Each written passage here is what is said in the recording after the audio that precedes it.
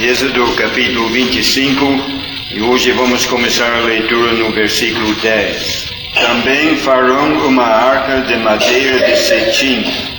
O seu comprimento será de 2,5 côvados, e a sua largura de 1,5 côvado, de 1,5 côvado a sua altura. Cobri-la-ás de ouro puro, por dentro e por fora a cobrirás, e farás sobre ela uma coroa de ouro ao redor, e fundirás para ela 4 argolas de ouro, e as porás nos 4 cantos dela, 2 argolas de um lado dela e 2 argolas no outro lado dela. E farás varas de madeira de cetim, e as cobrirás com ouro, e meterás as varas nas argolas aos lados da arca, para se levar com elas a arca. As varas estarão nas argolas da arca, não se tirarão dela. Depois porás na arca o testemunho que eu te darei. Acho que é só isto que vamos ler por enquanto. Que Deus possa abençoar ricamente esta pequena leitura da sua palavra. Sábado passado começamos a estudar o tabernáculo. E realmente pode parecer uma coisa estranha ocupar tempo estudando uma construção tão antiga e tão simples. Mas notamos sábado passado várias razões por que devemos estudar o tabernáculo. Não vamos repetir essas razões, mas eu gostaria de destacar o que encontramos na carta aos Hebreus. Em Hebreus capítulo 8, lá no versículo 5, aprendemos que este tabernáculo, bem como o seu serviço, é realmente uma sombra das coisas celestiais. O que estava acontecendo naquele tabernáculo era apenas uma sombra de uma realidade que acontece no céu. Aquele tabernáculo nos fornece uma ideia, embora bastante vaga, das realidades celestiais. Aprendemos em Hebreus capítulo 9 que aquele tabernáculo não é apenas uma sombra das coisas no céu, mas é também uma parábola, uma alegoria para o tempo presente. Quer dizer que tudo que nós precisamos saber hoje para a nossa vida cristã, como indivíduos, ou coletivamente como uma igreja de Deus, podemos ver em forma de parábola nesse tabernáculo. Ele revela coisas celestiais, ele explica a nossa situação presente, ajudando-nos a entender melhor como devemos agir na igreja no dia de hoje. Hebreus fala também que aquela lei no capítulo 10, versículo 1, era uma sombra dos bens futuros. E voltando para o capítulo 9, ele fala de Cristo como sendo o sacerdote dos bens futuros.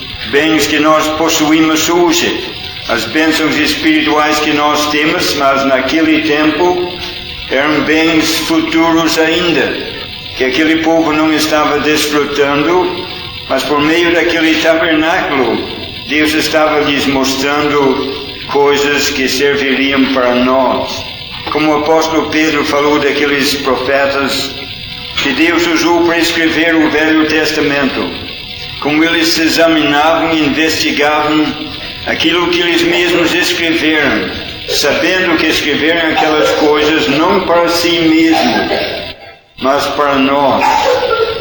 Há muitas outras razões por que nós devemos estudar o tabernáculo, como já notamos sábado passado, mas eu queria apenas destacar mais uma vez a importância deste assunto. Deus dá muito lugar, muito espaço na Bíblia para o tabernáculo, porque é importantíssimo para cada um de nós. Hoje nós vamos começar a olhar dentro daquele tabernáculo e observar uma das peças mais importantes nele. Já observamos na semana passada que havia um pátio ao redor daquele tabernáculo, um pátio fechado, e naquele pátio fechado havia 2 móveis, objetos, 2 peças. Havia um altar muito grande e havia também uma bacia. Depois, entrando no tabernáculo, que parecia uma tenda, podemos descobrir que havia 2 compartimentos. Na primeira parte havia uma mesa, um candelabro e mais um altar sobre o qual não ofereciam sacrifícios, mas apenas queimavam incensos. Atrás daquele altar de incenso havia um véu, uma cortina grande separando, dividindo aquele tabernáculo em 2 partes. Na segunda parte, onde ninguém podia entrar a não ser o sumo sacerdote uma vez ao ano, havia mais 2 coisas: a arca e o propiciatório. E ali naquele lugar santíssimo onde tinha a arca e propiciatório, que nós vamos começar hoje. O que temos nesse desenho é justamente a arca e também o propiciatório.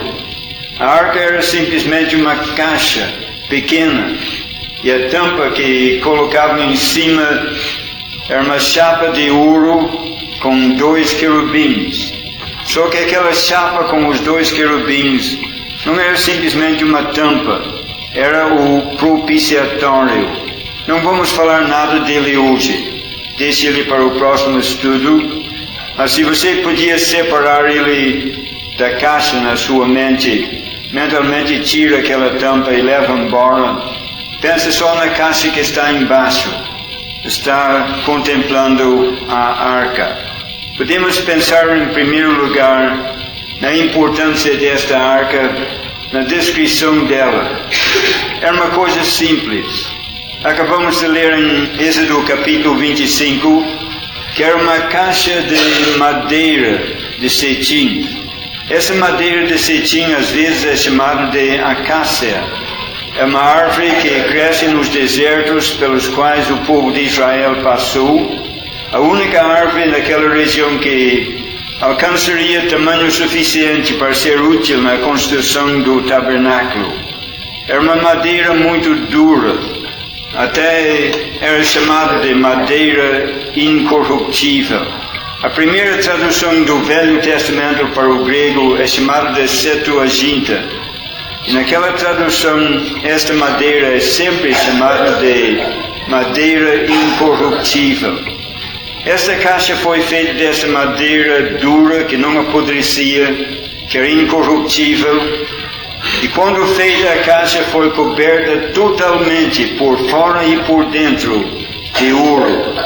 De sorte, se alguém chegasse perto para examinar aquela caixa, não poderia ver madeira alguma.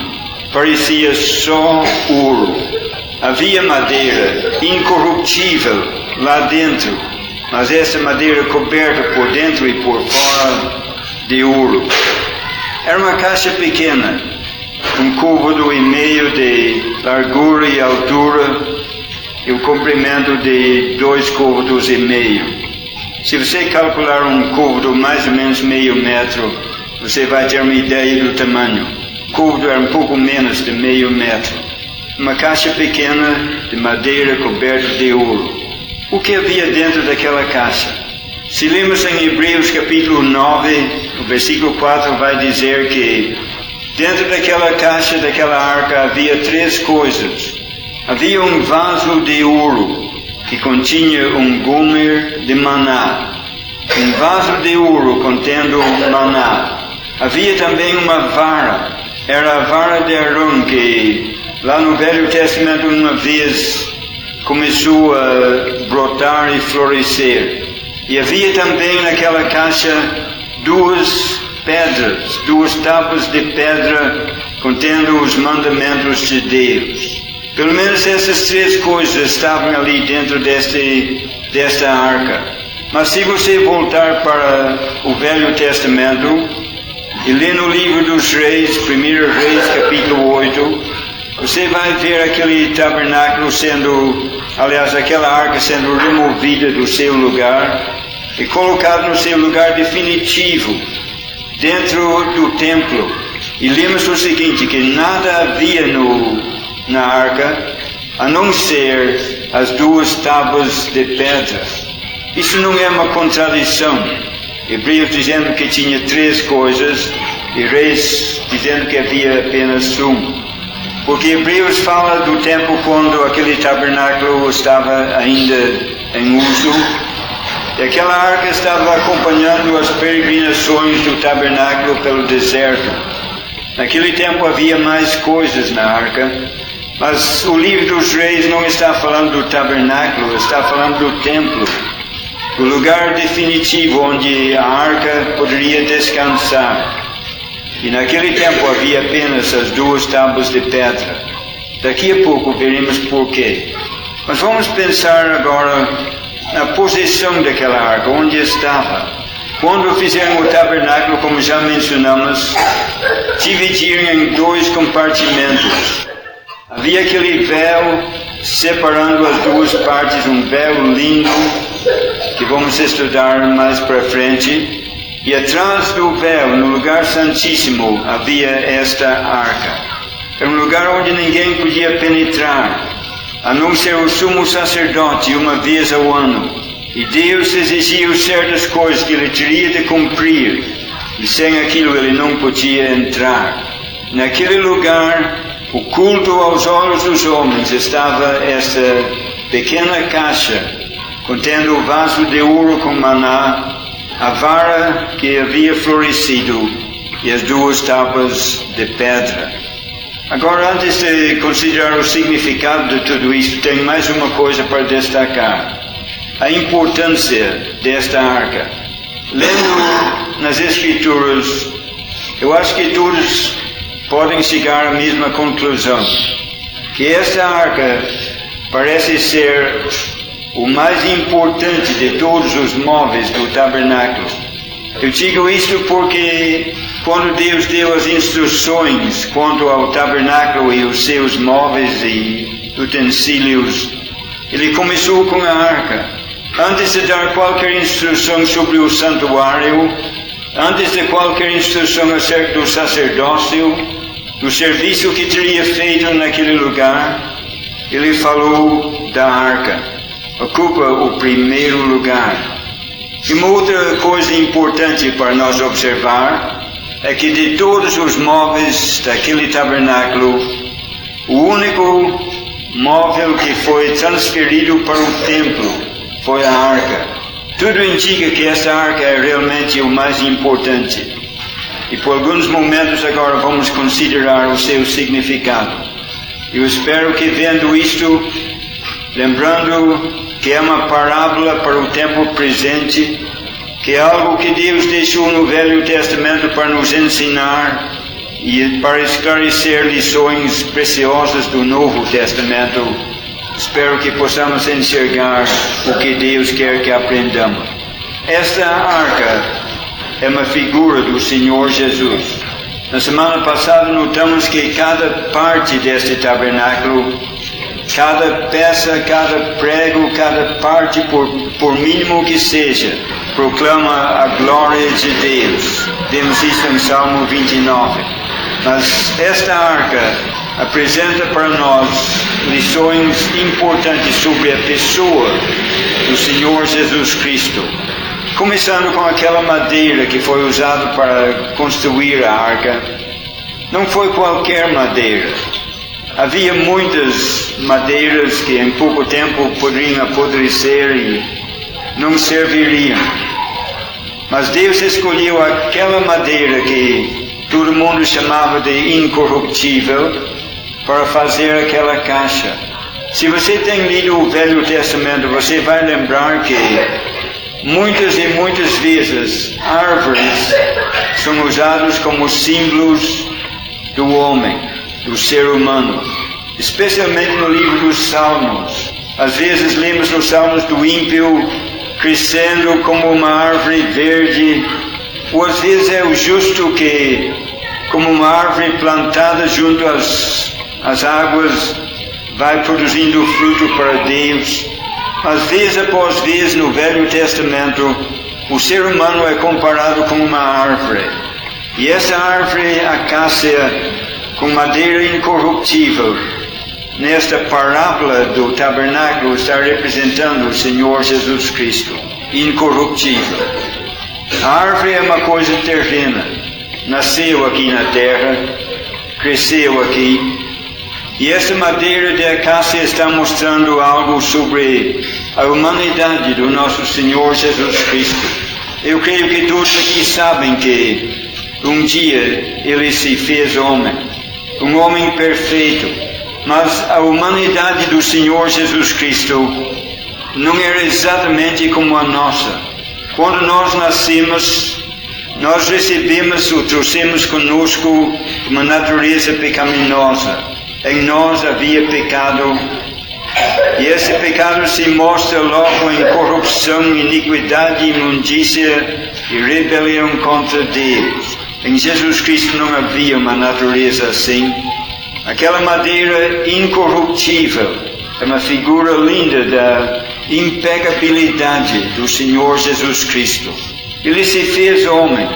A Bíblia diz em João capítulo 1 que no princípio era o Verbo estava com Deus, o Verbo era Deus e o Verbo se fez carne. Filipenses capítulo 2 fala da sua humanidade, e sendo Ele Deus, não teve por usurpação ser igual a Deus, mas humilhou-se, sendo achado na forma de servo, Ele se fez semelhante aos homens. Semelhante aos homens. Havia uma pequena diferença. Hebreus fala que é um sumo sacerdote que em tudo, como nós, foi tentado, como nós, mas sem pecado. E quando pensamos na humanidade do Senhor Jesus Cristo, devemos lembrar disto. Ele era um verdadeiro homem. Andando aqui pelas estradas da Galileia, ele sentia cansaço. Lembra daquele dia quando, cansado na viagem, ele parou descansando à beira do poço em Sicar? Lembra daquela vez que ele, tão cansado depois de tanto serviço, que ele dormiu num barco, dormindo nas tábuas duras de um barquinho, num mar tempestuoso? Dá-me ideia do cansaço do seu corpo. Sentia sede, sentia fome. A Bíblia fala de tudo isto. Ele sentia emoções, como qualquer ser humano sente. Lemos das suas lágrimas, como ele podia compadecer-se dos outros. Era um verdadeiro ser humano, mas com essa diferença que nele não havia pecado. Lemos dele que ele não cometeu pecado. O apóstolo Paulo vai mais longe em 2 Coríntios 5 e diz: ele não conheceu o pecado. Mas o apóstolo João vai mais longe ainda na sua primeira carta e diz: nele não há pecado. Muitas vezes ouço aquele versículo citado de uma forma diferente, dizendo que nele não havia pecado. Realmente é o tempo presente do verbo. Nele não há pecado. Nunca houve, nunca haverá. Lembrando da humanidade do Senhor Jesus Cristo, devemos sempre lembrar deste fato, que nele não havia aquele raiz de pecado. Foi por isso que ele não pecou, porque ele não era pecador. Nós nascemos pecadores e por isso pecamos. Mas ele não era pecador, ele era Deus. E era impossível pecar. Eu quero destacar isto porque hoje em dia ouvimos ensinos diferentes, dizendo que foi bom para nós que o Senhor Jesus conseguiu vencer sem pecar, que ele poderia ter tropeçado pelo caminho, poderia ter desviado, poderia ter caído na tentação no deserto. Mas, meus irmãos e irmãs, lembre do ensino claro do Novo Testamento, da impecabilidade, a impossibilidade do Senhor Jesus pecar. A Bíblia diz que é impossível que Deus minta, é impossível que Ele peque, e nós precisamos não só entender isto e apreciar esta verdade tão maravilhosa, mas precisamos defender e declarar isto nas nossas pregações, que o Senhor Jesus Cristo era santo, incapaz de pecar. Mas quando olhamos para essa caixa outra vez, vemos que aquela madeira incorruptível foi coberta de ouro. E ouro na Bíblia é uma figura de várias coisas, principalmente uma figura da glória. Por exemplo, lemos em Êxodo 25 daqueles querubins, esses dois que estão aqui, como querubins de ouro. Mas quando Hebreus fala desses querubins, Hebreus chama-os de querubins de glória, dizendo para nós que este ouro é símbolo da glória. E vimos aquele homem perfeito, Jesus de Nazaré, incapaz de pecar. E vimos aquela humanidade unida à glória da sua divindade. Porque se o Novo Testamento destaca a humanidade perfeita de Jesus Cristo, ele se fez homem. Destaca com igual clareza e ênfase a divindade de Jesus Cristo. Ele era Deus. Espero que todos possam acompanhar o raciocínio neste ponto, porque é fundamental a fé cristã. Jesus Cristo era homem, verdadeiro homem. Ele nasceu da descendência de Davi segundo a carne, mas foi declarado Filho de Deus, diz Romanos capítulo 1. A humanidade perfeita de Jesus de Nazaré, unido à divindade, a verdadeira divindade. Pense em Colossenses capítulo 2, versículo 9, que é um versículo que você deve aprender de cor e nunca esquecer. Colossenses 2, 9 diz que nele, isto é, em Jesus Cristo, habita toda a plenitude da divindade. Mas eu omiti uma palavra. Eu omiti de propósito, porque quero destacar a palavra que omiti. O versículo diz que nele habita corporalmente toda a plenitude da divindade. Em outras palavras, quando Jesus Cristo andava aqui num corpo de carne e osso, na sua humanidade, naquele corpo habitava toda a plenitude da divindade, numa parte da divindade. Numa divindade diminuída, mas toda a plenitude da divindade. Voltemos outra vez para Filipenses 2. Subsistindo em forma de Deus, diz o versículo 6, em forma de Deus, absoluto. Subsistindo em forma de Deus, ele não teve por usurpação ser igual a Deus, mas ele se humilhou, fazendo-se em semelhança dos homens. Mas era o verdadeiro Deus. Já citamos João capítulo 1, vale a pena repetir. No princípio era o Verbo estava com Deus e o Verbo era Deus. E o Verbo se fez carne, versículo 14. Quando ele se fez carne, ele não deixou de ser Deus. Não podia deixar de ser Deus. Deus é o Deus eterno que jamais deixa de ser. Ele não pode diminuir, Deus é absoluto. Mas este Deus eterno, Criador dos céus e da terra, um dia uniu a sua divindade à humanidade perfeita. E vemos em Jesus de Nazaré um homem, e vemos Deus manifesto em carne. Mas é nesse ponto que precisamos tomar cuidado. Ele era Deus, ele era homem, duas naturezas unidas numa só pessoa, mas não havia mistura das naturezas, não havia mesclagem ou mistura de forma alguma. Ele não era um Deus homem, apesar do hino que às vezes é cantado, que o chama de Deus homem. Ele é Deus e ele é homem, mas não é um tipo de meio Deus, meio homem como muitos ensinam.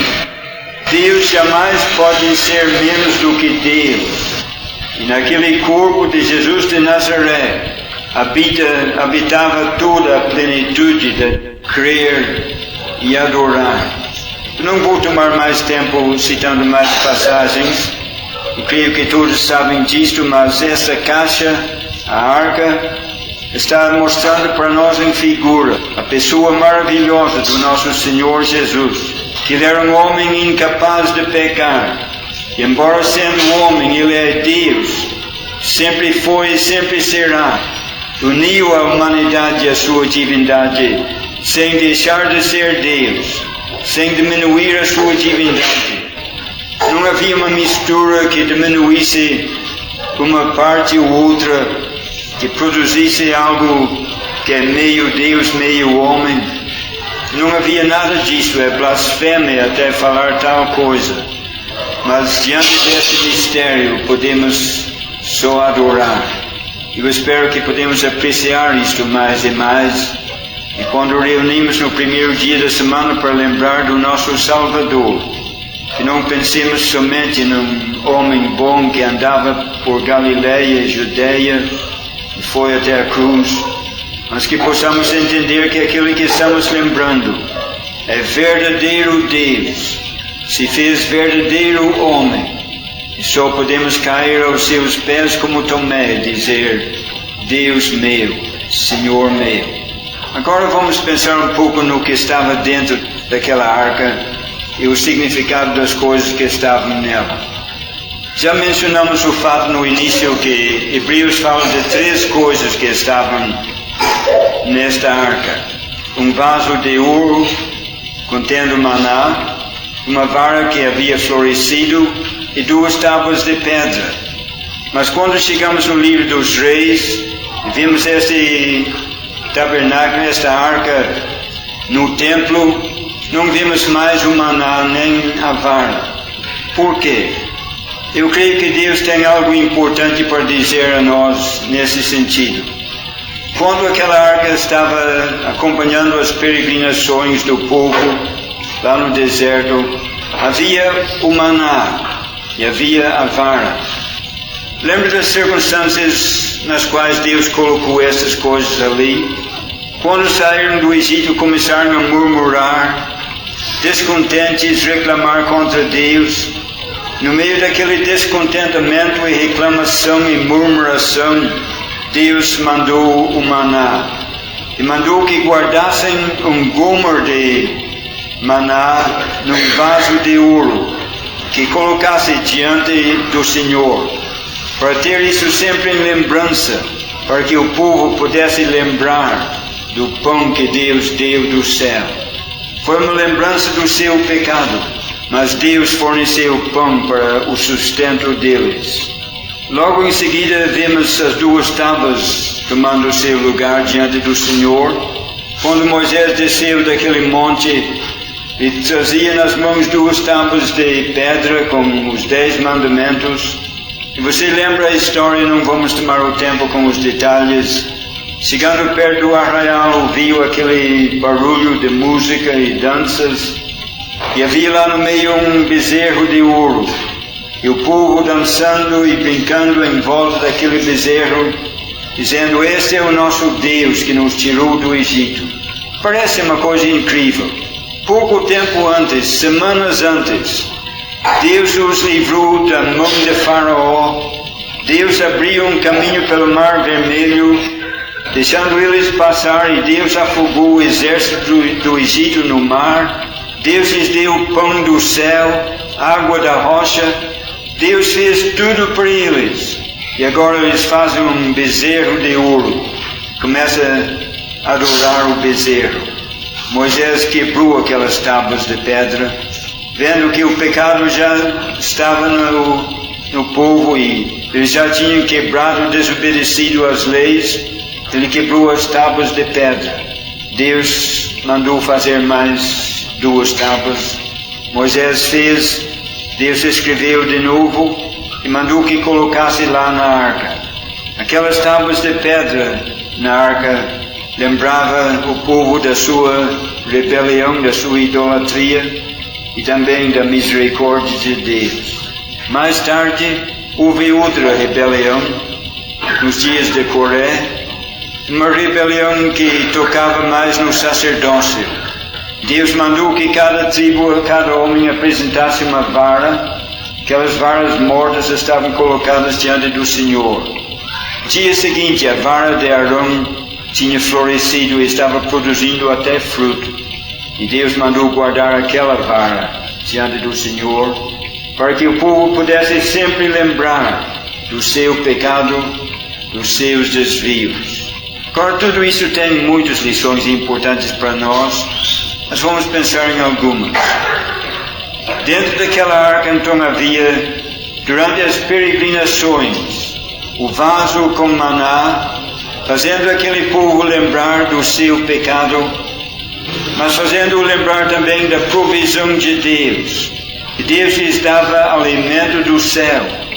Havia também aquelas tábuas de pedra, fazendo o povo lembrar da lei que Deus deu, para orientá-los no seu caminho, mostrando como deveriam adorar e servir a Deus.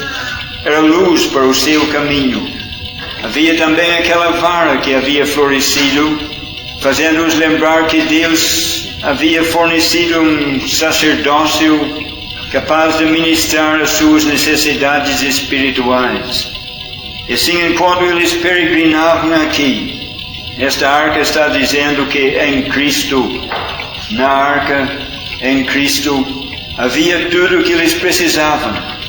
Alimento espiritual cada dia, luz para cada passo do caminho e a intercessão de um sacerdócio capaz de ajudar na parte espiritual. Quando a arca chega no templo, não havia mais necessidade dessas coisas do deserto. Aparecem apenas as duas tábuas de pedra. Daqui a pouco veremos porquê. Mas voltando para a arca com as três coisas lá dentro, vemos não apenas a provisão de Deus para eles, mas já temos destacado o fato que cada uma destas coisas destaca uma ocasião quando eles pecaram contra Deus. Mas veja onde estão, na arca. E em cima daquela arca está uma tampa, o que parece ser uma tampa. É o propiciatório. Naquele propiciatório, o sumo sacerdote cada ano entrava com sangue do sacrifício e aspergia aquele propiciatório. Ninguém olhando lá podia ver os símbolos do pecado. O propiciatório estava cobrindo tudo. Em cima do propiciatório está o sangue. E Deus, olhando do céu, via aquele sangue, aquele propiciatório que cobria o pecado do povo. É um quadro lindo da posição nossa em Cristo. Deus tem fornecido para nós tudo o que precisamos. Enquanto peregrinamos aqui neste mundo, temos alimento espiritual diário. Se nós não nos alimentamos, é outra história. Mas que Deus tem fornecido, Ele tem. Alimento espiritual ao alcance de cada um de nós, na palavra. Há também luz para o nosso caminho, instrução para cada passo, para cada decisão, para cada situação em que nos encontramos. Há luz suficiente na palavra de Deus. Em Cristo temos alimentação, temos direção e temos também aquele ministério sacerdotal do Senhor Jesus, que hoje está à destra do Pai intercedendo por nós, fazendo com que possamos produzir fruto para a glória e honra dele. Meus irmãos, nós estamos viajando por um deserto, ainda não chegamos no descanso eterno, mas não temos nada que temer. Haverá provações, haverá perigos, mas há tudo quanto precisamos em Cristo. E a arca está dizendo isto. Mas está dizendo uma coisa mais. Não apenas que há provisão para toda a nossa necessidade, mas lembra como o propiciatório cobria aqueles símbolos do pecado, aquele propiciatório aspergido com sangue, e Deus olhando para baixo não viu, digo reverentemente, os símbolos de pecado, mas sim o sangue que cobria, fazendo-nos lembrar que apesar das nossas muitas falhas, Deus nos vê em Cristo, lavados naquele sangue que foi derramado na cruz. Cristo é a propiciação pelos nossos pecados, e debaixo daquele sangue do Senhor Jesus Cristo, e por causa daquele sangue, Ele não nos vê cheio de falhas e pecado, mas sim com aquela justiça imputada que dá-nos condições de estar na presença dele para o servir, para o adorar. E quando reunimos amanhã para lembrar desta pessoa, que possamos ter uma apreciação mais elevada, possamos apreciar mais e mais a grandeza desta pessoa, que é Deus, que é homem perfeito, impecável. Vemos isto no vaso de ouro contendo maná. Aquele vaso era de ouro. Maná era o pão que veio do céu aqui na terra, indicando a sua humanidade. Lembra como ele disse em João 6, eu sou o pão da vida, o verdadeiro pão de Deus que desce do céu, disse ele, sou eu. Disse os vossos pais comer maná e morreram, mas quem comer deste pão nunca morrerá. E vendo aquele símbolo, vemos mais uma vez a humanidade e a divindade de Jesus Cristo. Mas uma coisa temos de falar em terminar. Quando finalmente aquela peregrinação terminou, aquele tabernáculo não era mais necessário tirar a arca e colocar naquela caixa no templo, no seu lugar que foi preparado especialmente para ela, mostrando-nos mais uma vez a importância da arca. E quando colocaram naquele lugar definitivo, só havia as duas tábuas de pedra nela, fazendo-nos lembrar das palavras do Senhor Jesus em Mateus 24. Os céus e a terra passarão, mas a minha palavra não passará. O apóstolo Pedro repete isso na sua primeira carta, capítulo 1. Tudo passa, mas a palavra de Deus permanece para sempre.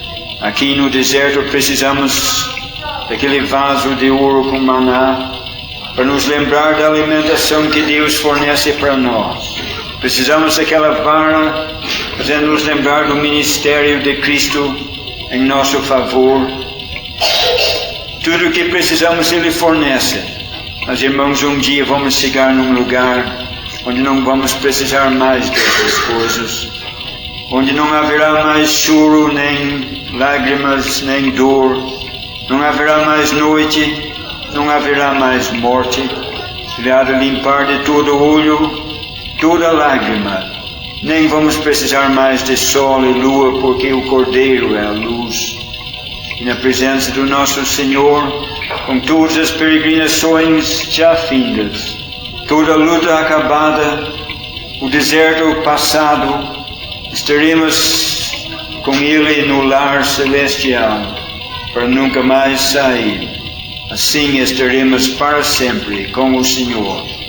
Não vamos precisar de mais nada. Teremos Ele, teremos a Sua palavra. Mas enquanto ainda pisamos a areia do deserto, que essas lições do tabernáculo possam incentivar-nos a mais fidelidade. O nosso Salvador não é qualquer um. Ele é o eterno Deus que tem um plano tão maravilhoso, feito antes da fundação do mundo, que traz efeito ainda quando o mundo não existe mais. E que glória está nos aguardando ali. O tabernáculo vai mostrar-nos algumas destas coisas. De vez em quando, virando o nosso olhar para a eternidade, para nos alegrar com aquilo que nos espera. De vez em quando, fazendo-nos lembrar da necessidade de hoje, mas que com tudo isto possamos amar mais e mais o nosso Salvador, que é verdadeiro Deus, verdadeiro homem, sem pecado, a propiciação dos nossos pecados. Amém. Sobre o tabernáculo, ler várias passagens no Velho Testamento, lembrando que esse tabernáculo fala do Senhor Jesus Cristo, além de trazer muitos outros ensinos. Vamos abrir a palavra de Deus com reverência, começando no livro de Números, capítulo 4, vamos ler a partir do versículo 5. Quando partir o arraial, Arão e seus filhos virão e tirarão o véu da coberta, e com ele cobrirão a arca do testemunho, e pôr-lhe-ão por cima uma coberta de peles de texugos, e sobre ela estenderão um pano todo de azul e meterão os varais.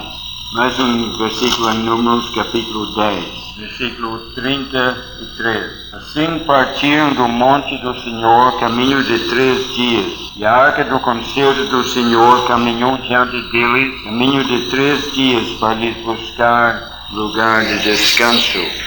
Agora vamos mais para frente até o livro de Josué. Vamos começar a leitura no capítulo 6 e o versículo 6.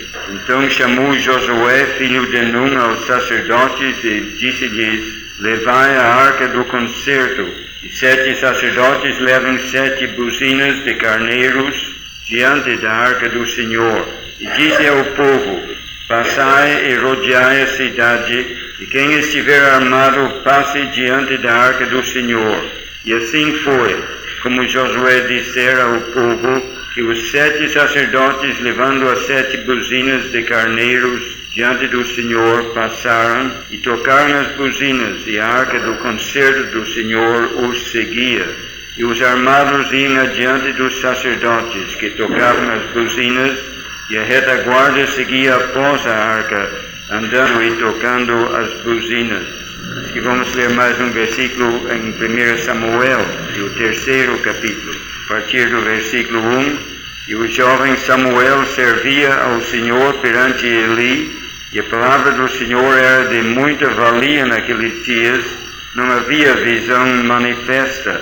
E sucedeu naquele dia que, estando Eli deitado no seu lugar, e os seus olhos se começavam já a escurecer, que não podia ver, e estando também Samuel já deitado, antes que a lâmpada de Deus se apagasse no templo do Senhor, em que estava a arca de Deus, o Senhor chamou a Samuel. Podemos ler mais um versículo no Novo Testamento, em Hebreus capítulo 9, versículo 1. Ora, também o primeiro tinha ordenanças de culto divino e um santuário terrestre, porque um tabernáculo estava preparado, o primeiro, em que havia o candeeiro e a mesa e os pães da proposição, ao que se chama o santuário.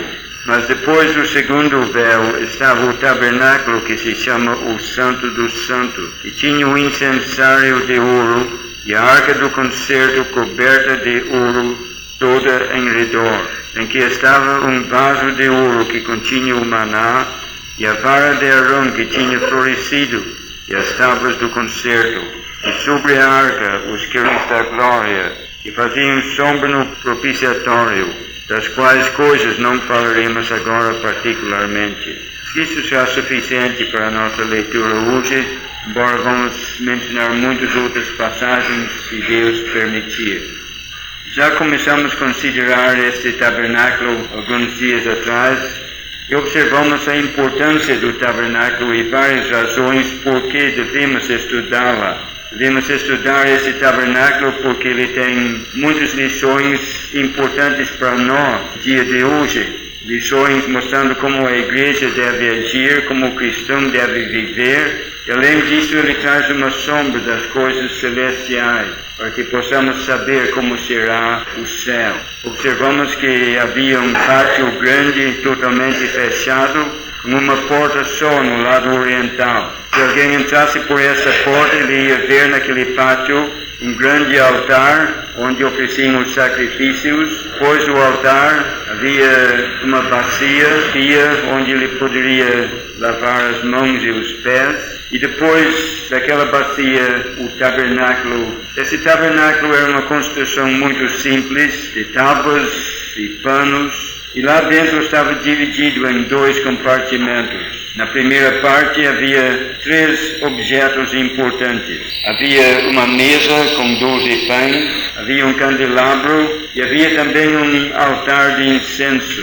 Um altar que não era usado para oferecer sacrifícios, mas unicamente para queimar incenso. E atrás daquele altar havia mais um véu, uma cortina grande que dividia o tabernáculo em 2 partes. Atrás daquela cortina, chamado o segundo véu, era o lugar chamado o Santo dos Santos, o Santíssimo. Naquele lugar havia a arca. Além da arca havia o propiciatório, que era realmente a tampa da arca, e mais nada. Deus habitava naquele lugar. Ele mandou construir o tabernáculo e a arca e o propiciatório e tudo isto para que ele pudesse habitar no meio do seu povo. Começamos no último estudo a considerar esta arca. Observamos que, em primeiro lugar, esta arca fala-nos do Senhor Jesus Cristo. Não vamos repetir as provas e os versículos agora, mas lembrando disto vai ajudar-nos na continuação do estudo, porque hoje vamos continuar pensando nesta arca. É uma figura do Senhor Jesus. Lembra como lemos que foi feita de madeira de cetim, ou madeira de acácia, é a mesma coisa. Como essa madeira é chamada na língua grega de madeira incorruptível. Essa madeira, como já observamos no último estudo, é uma figura linda da humanidade perfeita do Senhor Jesus. Como homem, ele era incorruptível. Ele nunca cometeu o pecado, diz a Bíblia, e ainda a Bíblia afirma que ele nem conheceu o pecado. Ainda a Bíblia vai mais longe, diz, nele não há pecado. E esta madeira incorruptível é usada como figura da humanidade do Senhor Jesus Cristo. Mas já observamos como esta caixa de madeira, uma caixa não muito grande, foi totalmente coberta de ouro, por dentro e por fora. Se alguém olhasse aquela caixa, não via nada de madeira, via ver apenas o ouro. Observamos na última vez que este ouro é um símbolo da glória, como Hebreus nos ensina, e assim vemos aquela humanidade do Senhor Jesus Cristo, representada pela madeira incorruptível, unida à glória da sua divindade. Então, quando olhamos para essa arca, vemos uma figura linda, perfeita, daquele mistério que a Bíblia revela e que todos acham tão difícil de entender. Deus foi manifesto em carne. Eu gostaria de pensar um pouquinho mais nisso antes de avançar no estudo, devido à importância dessa verdade. Deus se fez homem.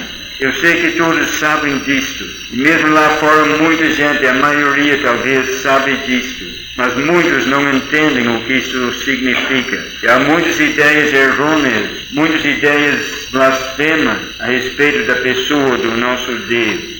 Deus nunca pode deixar de existir. Quando Deus se fez homem, ele não deixou de ser Deus. Lembra como lemos em João capítulo 1, que no princípio era o verbo estava com Deus e o verbo era Deus. E o verbo se fez carne e habitou entre nós. Ele é Deus e ao mesmo tempo ele é homem.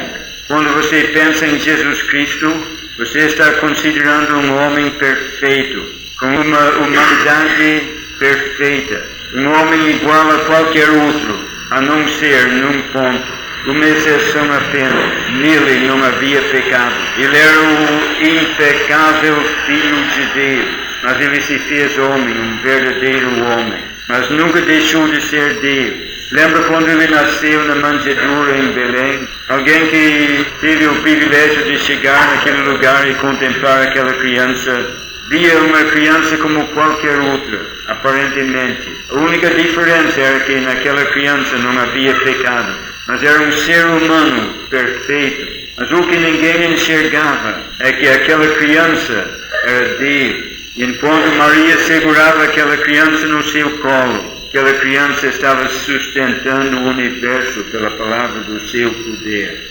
É um mistério. A nossa mente finita não pode conter o infinito.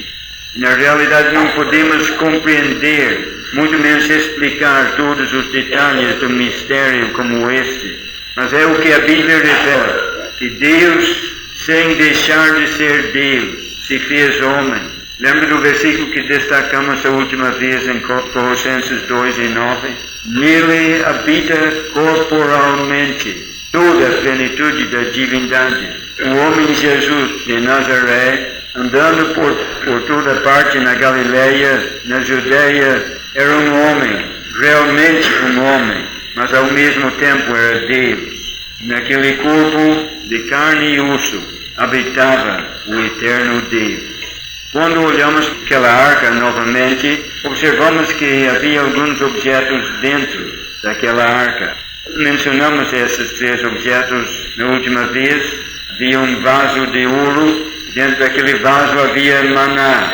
Havia também 2 tábuas de pedra, nas quais Deus tinha escrito a lei divina, 10 mandamentos. E havia também uma vara que havia florescido e produzido fruto. Começamos a considerar essas 3 coisas na última vez e hoje vamos continuar.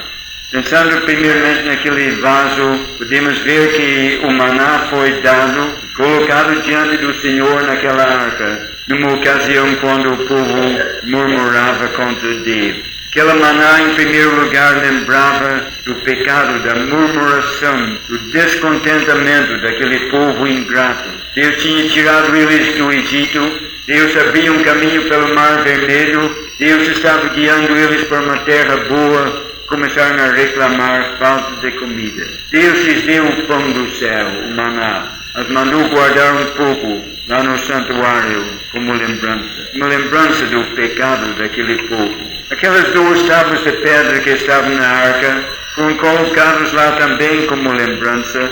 Quando Moisés desceu do monte com as primeiras tábuas, ele as quebrou, vendo a idolatria daquele povo. Aquele povo que Deus tinha tirado do Egito estava dançando em volta de um bezerro de ouro, atribuindo àquele bezerro todo o seu louvor, toda aquela vitória sobre o Egito, dizendo ao bezerro: Tu és o nosso Deus que nos tirou do Egito. Moisés quebrou aquelas primeiras tábuas de pedra, Deus mandou fazer outras e a segunda tábua de pedra mandou guardar dentro da arca. Uma lembrança da idolatria daquele povo.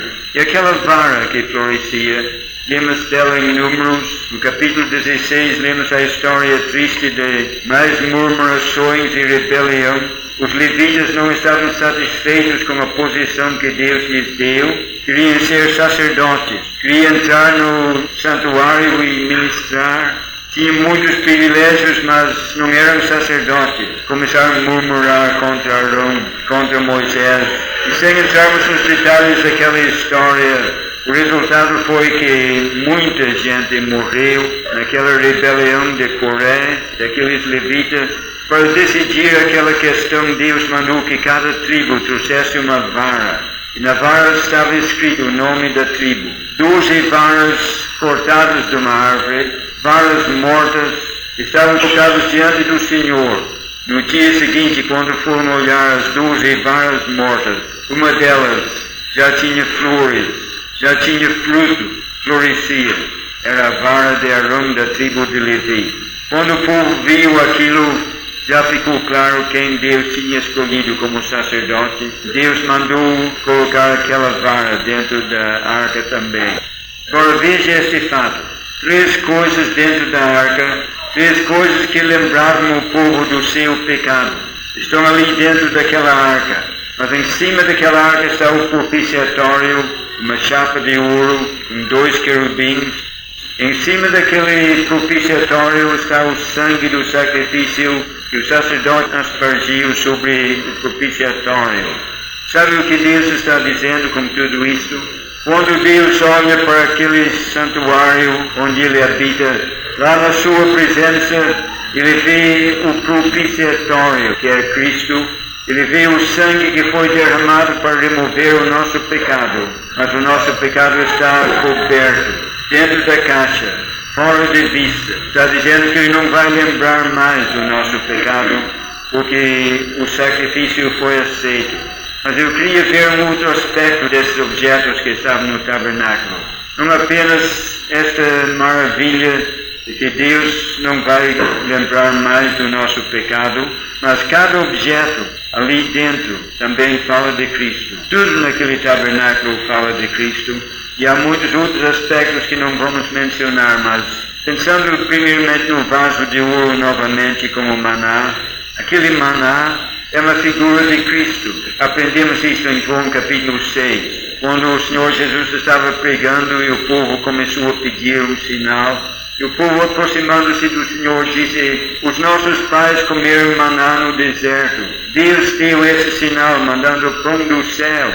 pediram que o Senhor Jesus também desse um sinal. Lembra do ensino daquele capítulo 6, um capítulo tão interessante? Ele disse, eu sou o pão que desce do céu. Eu sou o pão da vida. Ele é o verdadeiro maná que Deus deu. Então aquele maná que caiu no deserto era apenas uma figura do Senhor Jesus, porque o povo de Deus, viajando pelo deserto, alimentava-se daquele maná, como nós espiritualmente nos alimentamos de Cristo, é Ele que nos sustém.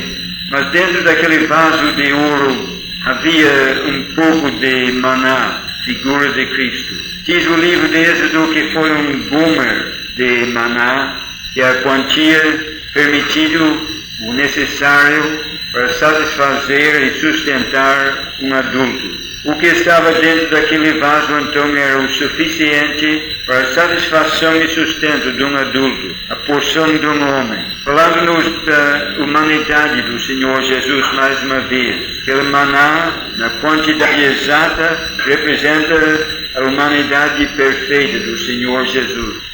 Mas aquele maná estava dentro de um vaso de ouro. E já temos visto em estudos passados que esse ouro sempre representa a glória da sua divindade. Unida à humanidade perfeita, vemos a glória da sua divindade. E nesse vaso de ouro com maná, vemos mais uma vez as duas naturezas do nosso Senhor Jesus Cristo. Lembra como destacamos quando estávamos falando da arca? Agora podemos repetir como vaso de ouro.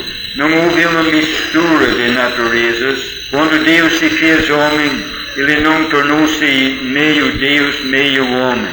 Há muitos que pensam dessa forma, que houve uma mistura de naturezas, de sorte que o Filho de Deus, ao encarnar-se, deixou de ser verdadeiro Deus, misturando-se com a humanidade.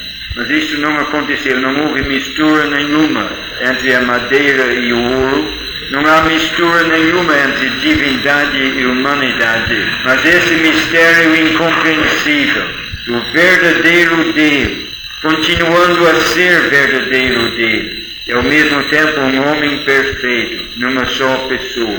Não é o Deus homem, não é meio Deus, meio homem, é o Deus verdadeiro e vivo, e um perfeito homem, numa só pessoa. Um mistério que transcende a capacidade da nossa mente limitada, que deve levar-nos a adorar o nosso Deus.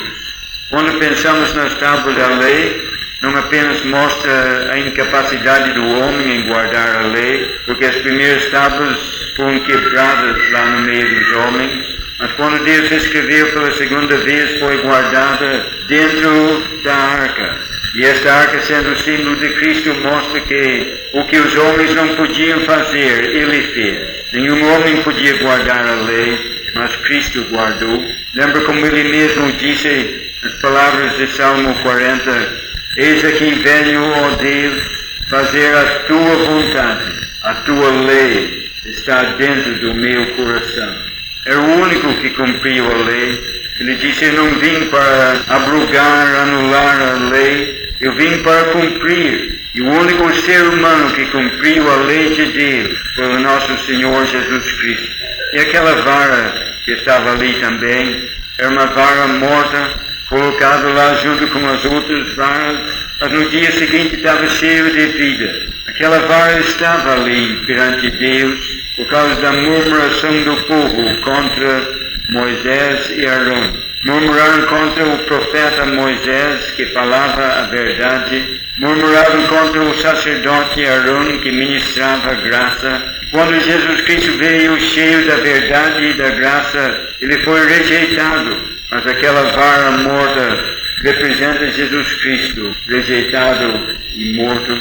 Mas ele ressuscitou, rejeitado pelos homens, mas honrado por Deus, ele ressuscitou. Foi visto, depois da sua ressurreição, como aquela vara foi apresentada ao povo, flores e com fruto. Mas quando Deus mostrou isto para o povo, mandou que a vara fosse novamente guardada na arca. Aquela vara ficou fora da vista do povo. Como nosso Senhor Jesus, depois de morrer, ressuscitar e aparecer perante os seus, Ele subiu às alturas do céu.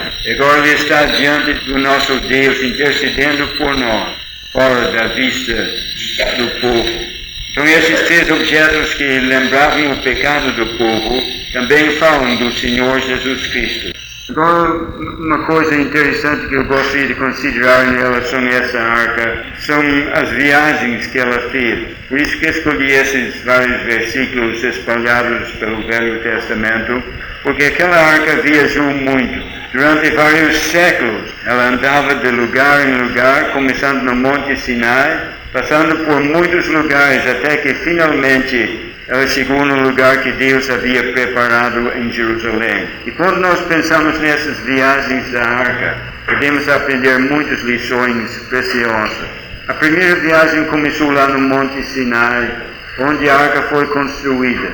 Nós acabamos de ler no livro de Números como aquela arca saiu na frente do povo de Israel, indo adiante para buscar um lugar de descanso. Durante 3 dias eles seguiram aquela arca até chegar num lugar de descanso. E assim continuou durante 40 anos, andando pelo deserto, rodeando aquele deserto. Eles nunca se perderam, sempre acharam um lugar de descanso, um lugar de alimentação, porque aquela arca andava na frente deles.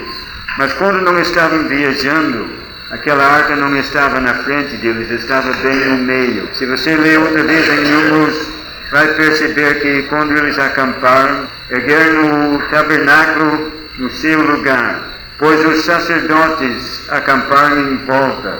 Uma família de um lado, outra família do outro, outra família atrás, e na porta Moisés e Arão e as suas famílias.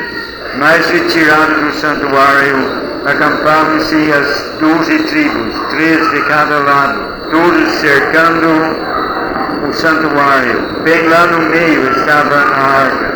Então reparem essas duas posições. Quando estavam parados, acampados, a arca, representando Jesus Cristo, estava no meio.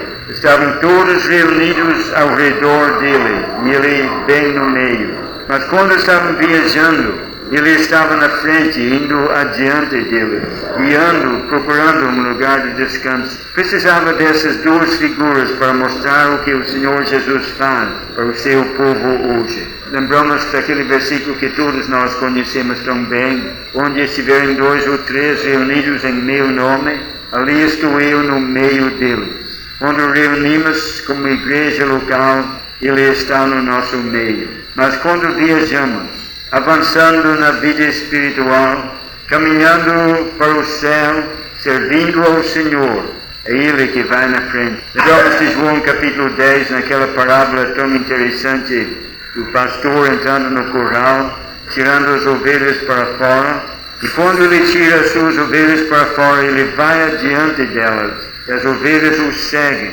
É importante observar esse detalhe.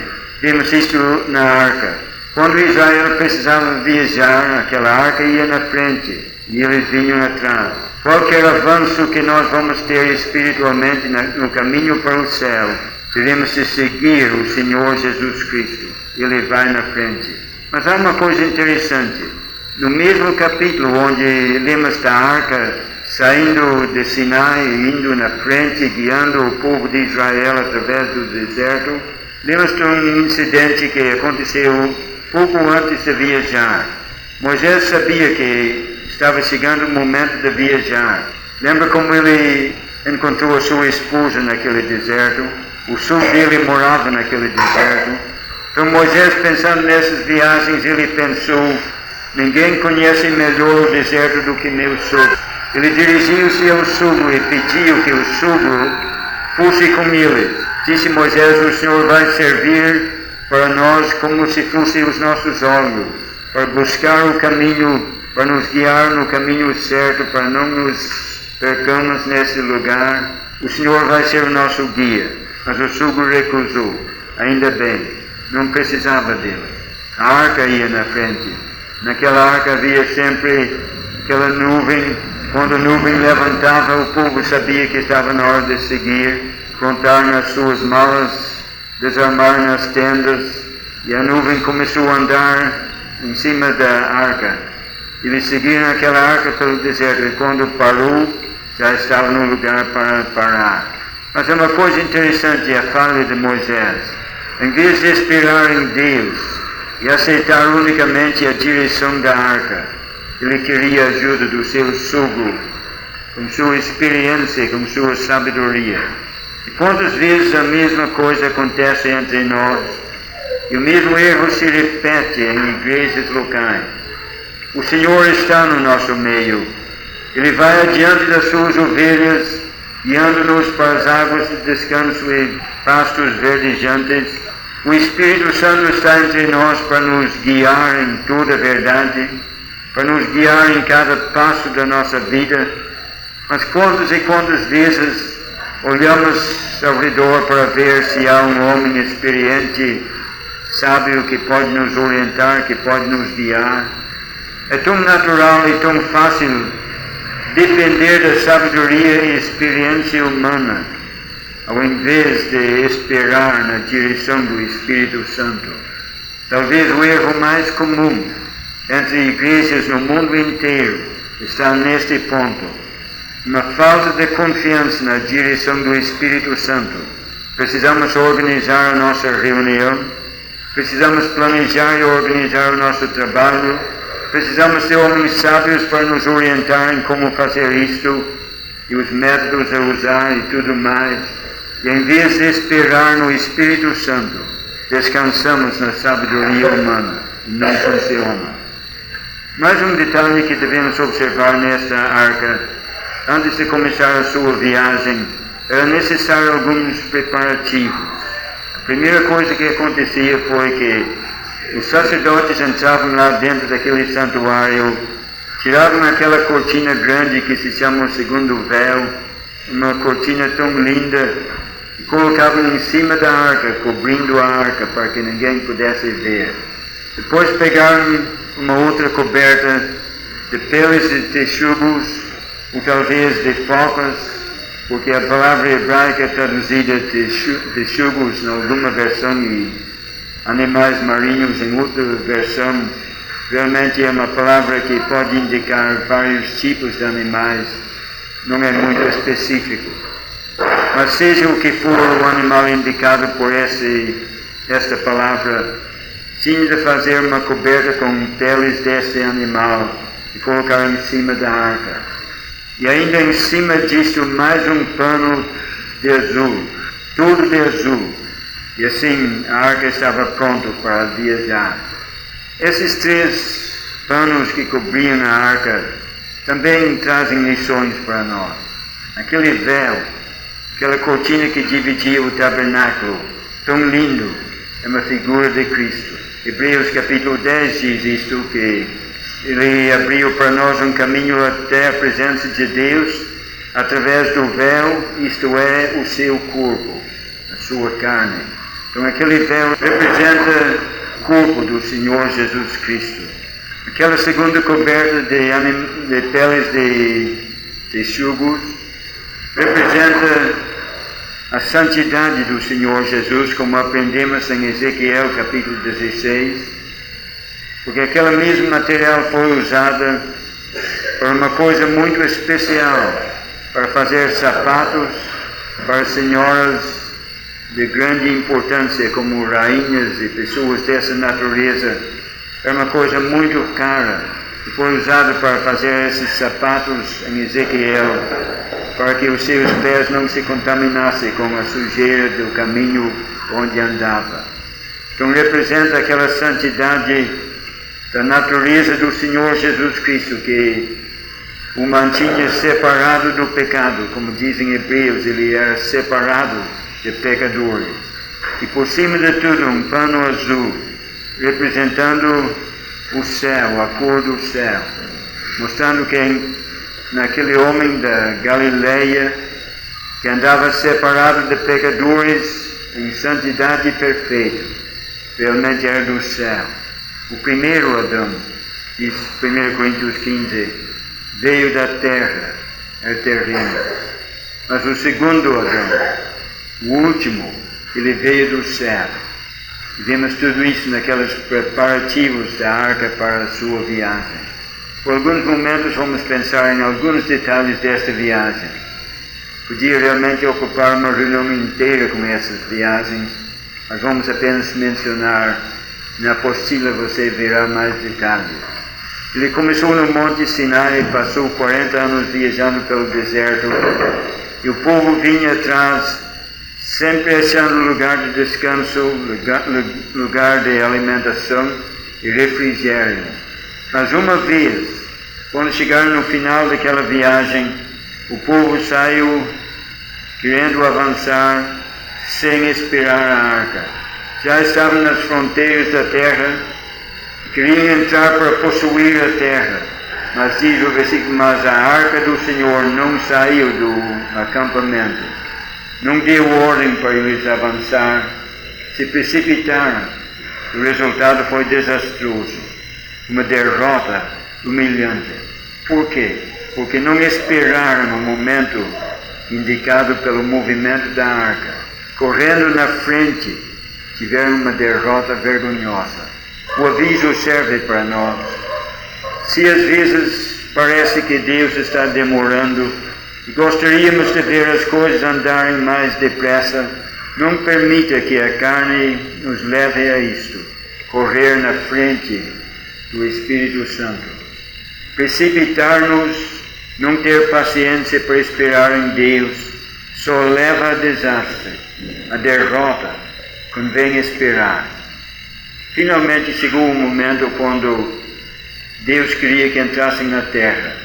E vemos a arca saindo do acampamento.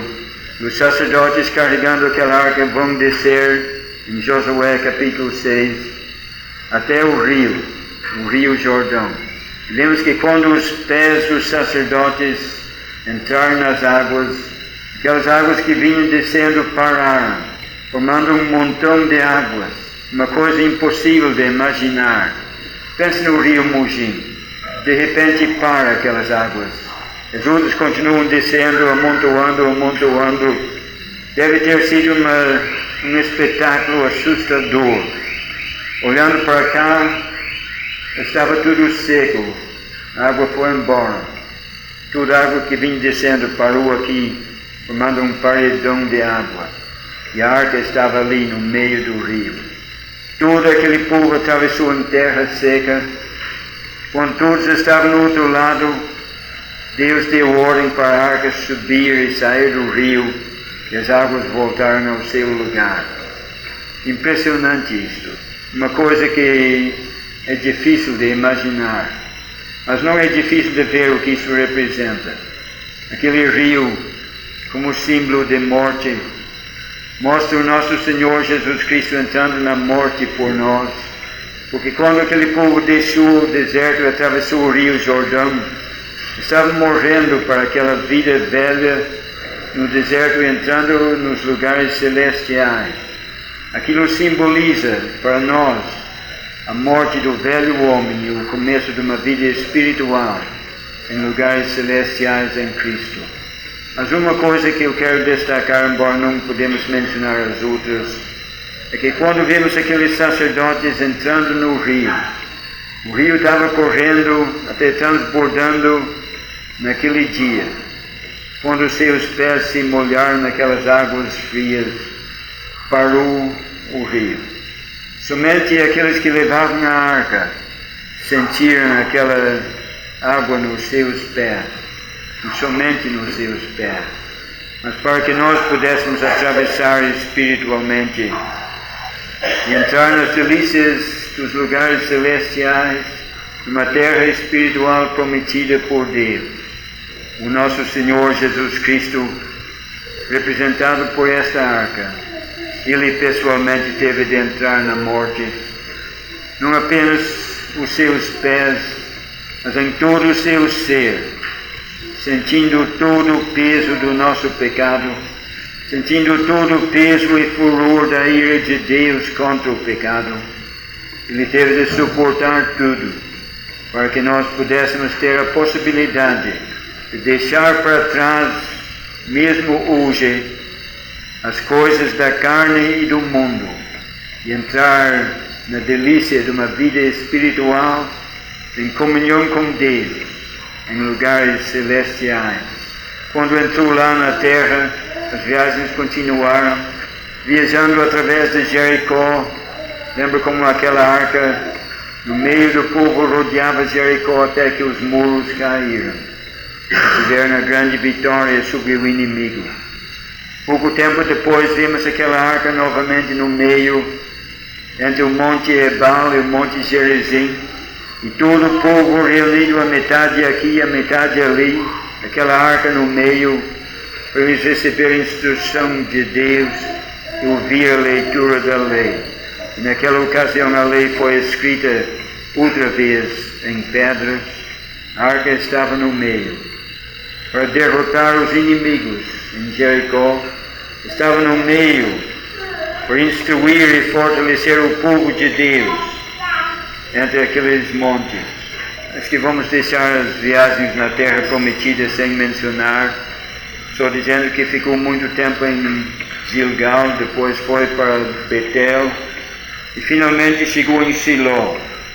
Estava em Siló nos dias de Samuel. Acabamos de ler isso em 1 Samuel capítulo 3, como naquele lugar, naquele tabernáculo, a lâmpada estava para ser apagada. A visão era uma coisa rara. O sacerdote estava quase cego. Ele estava deitado para dormir. Tudo era quadro de sono e quase morto. Mas ele diz, a arca do Senhor estava ali. E Deus falou. Deus ainda falou através de Samuel. Pois aquela arca foi levada para os filisteus. E acho que vamos apenas mencionar isto em terminar. Aquela arca de Deus foi levada pelos filisteus. Ficou talvez 7 meses na terra deles. Israel ficou sem a arca. Finalmente aquela arca voltou. E quando voltou aconteceram coisas extraordinárias. Mas lembrando que aquela arca é figura de Cristo, quando ela saiu da terra de Israel, levada pelos gentios, os filisteus, representa aquela vez quando o Senhor foi rejeitado por Israel, deixando aquele povo, ele voltou para o gentio. Mas chegará o dia quando ele vai voltar a Israel. Zacarias 4 fala como ele vai descer até o Monte das Oliveiras, perto de Jerusalém, e estabelecer o governo dele. Ele vai voltar até Jerusalém. E quando aquela arca voltou, finalmente foi levado até a cidade de Davi, e mais tarde, nos dias de Salomão, chegou no seu lugar definitivo. Tem muitas lições nessas viagens que não podemos mencionar, mas você pode estudar usando a apostila e verá muitas coisas preciosas nessa viagem da arca.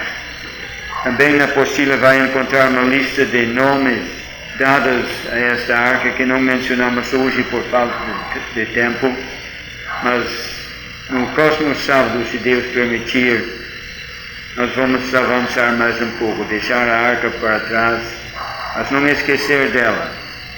Considerar o propiciatório, as lições que o propiciatório nos ensina. Esta tampa que está em cima da arca com os 2 querubins. Espero que Deus possa ajudar-nos a entender essas lições e através disso apreciar mais e mais o nosso Senhor Jesus Cristo, para que possamos adorá-lo mais, adorá-lo com mais inteligência e servi-lo melhor, para que Ele em tudo seja engrandecido e glorificado. Amém.